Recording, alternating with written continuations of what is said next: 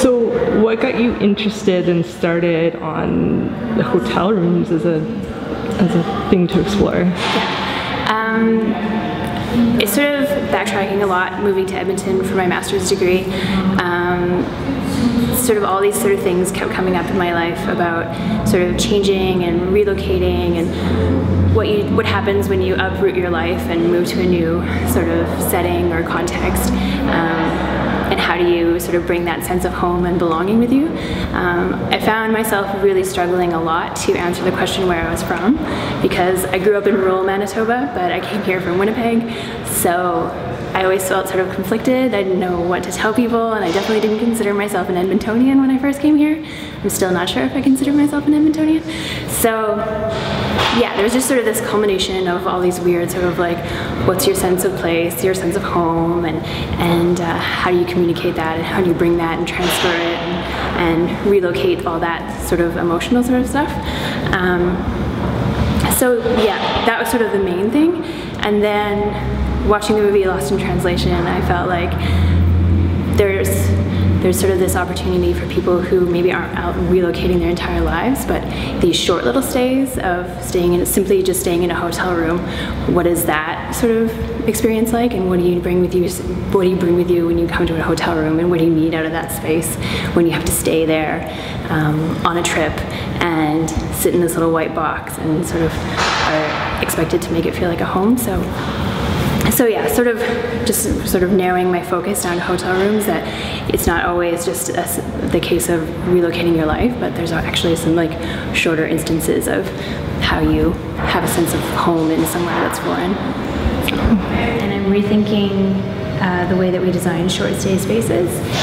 Primarily this whole project focuses on hotel suites, but I foresee it sort of being applied to any short stay sort of accommodation spaces, such as palliative care, work camps, college, university dorms, and possibly even apartment buildings.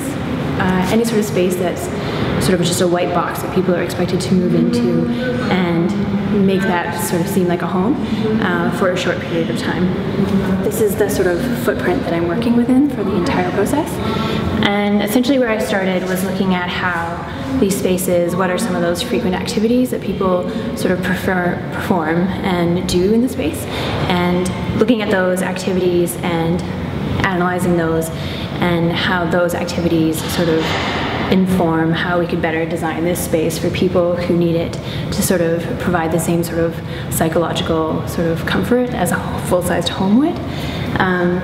These sketch models are the exact same footprint as the scale model over there, 12 feet by 24, and I left the washroom in the same area, just so people can see that what I'm talking about and what I'm foreseeing can be applied to an already existing context, that this doesn't really sort of involve redesigning the whole thing, that you can take this and apply it to something that's already existing.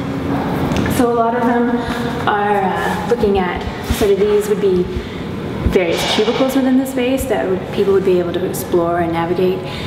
In my research I found that people, in order to sort of feel like the space is more reflective of them and their needs, they need the opportunity to sort of manipulate it and make it more personalized and individual to them. So sort of with these boxes and these elements that sort of push and pull, people can sort of start making that space their own and make it specific to them and their needs and how they feel and what they need out of the space. So a lot of these would come and push and pull.